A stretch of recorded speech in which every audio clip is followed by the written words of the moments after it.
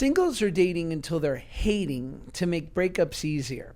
Here's how to tell if this toxic trend is happening in your relationship. The date them till you hate them theory isn't about stormy splits. It's about slowly ghosting your way out of love.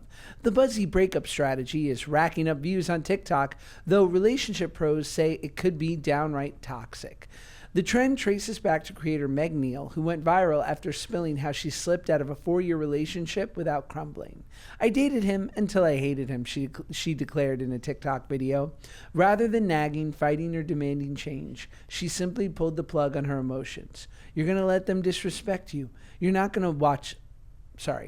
to let them disrespect you, Neal noted. You're going to watch them disrespect you until you no longer want to associate with them anymore.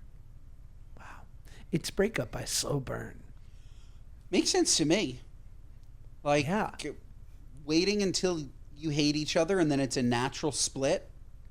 I have no issues with this. Then somebody's not, like, devastated.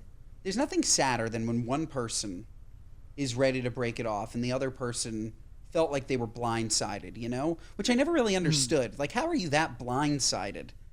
Like, unless, like, this person, I guess, really kept it under wraps how much they hated you. But I support this idea of giving it enough time until you're positive that there's no recovering. Right. Yeah, I think at this point, like, I guess it's just how much time do you have to spare, right? Yeah. Like, are you willing to just, like, wait it out? But I don't know. I'm not a big fan of quiet quitting. Like, I've worked with this. I worked with a producer for this thing that I wrote for, like, the last year. And 6 months into it, I'm just like, are you still into this?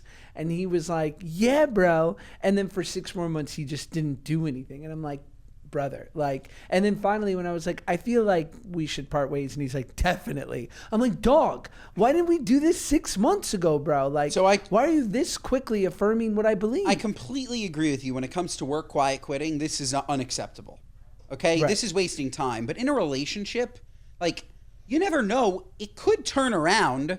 I often feel like, at least, like, my single friends that are, like, serial daters, but just never, for whatever reason, they always find something wrong with the girl that they're dating. I just don't think that they ever give it enough time.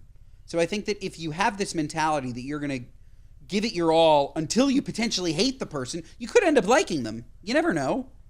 But yeah, quiet quitting in the workplace, this is no bueno at all. You're wasting money, you're wasting time.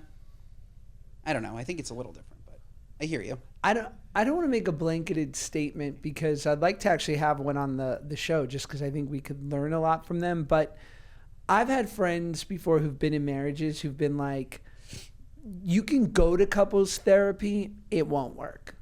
Like, they're like, you're stuck with this person who's not going to change. And either you, like, really bear down, get down with the vows, and just go, okay, like, hopefully, like, the stock market, this trends up, but right now we are in a bear market. Yeah. We're down 10,000 points. Yeah. What do you think? I think that you can't ever be with somebody with the intention to change them.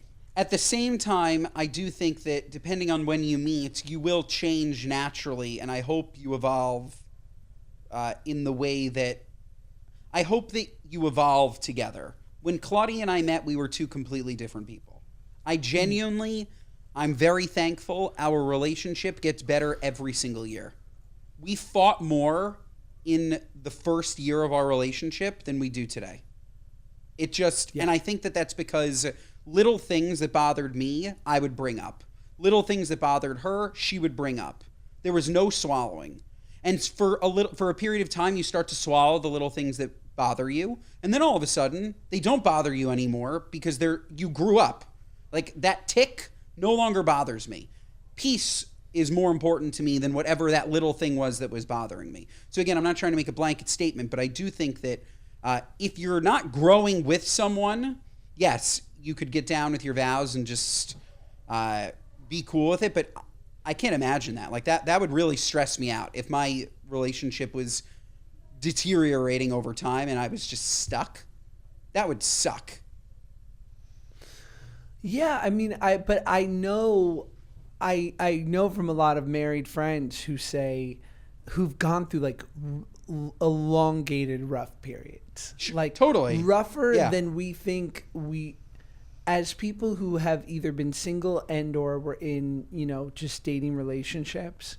When people will talk about like, oh yeah, like 2014 to 2020 was, and I'm like, whoa, what? Wow. And they're like, yeah. They're like, it was rough, but they're like, we had kids, we're married. They're like, it got better. It wasn't 365 days a year of awful, but like it was a net tough.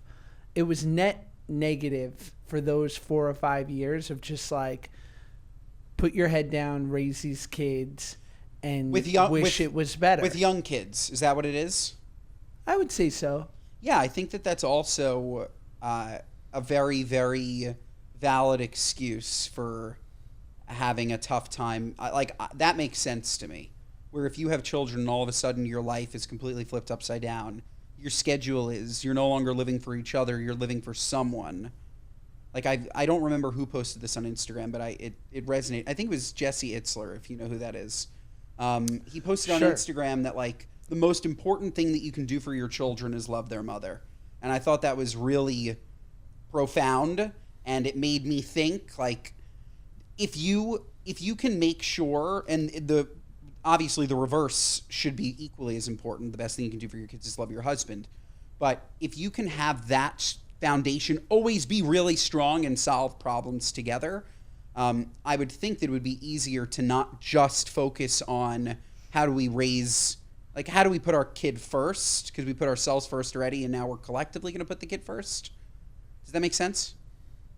Because I can see the flip side obviously happening, where like you're just trying to survive, and so your relationship completely takes a back seat while you just figure it out.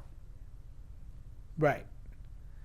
Yeah, I think it depends. I would be interested. I've said this to Paige before, and I don't know, if other people feel this way.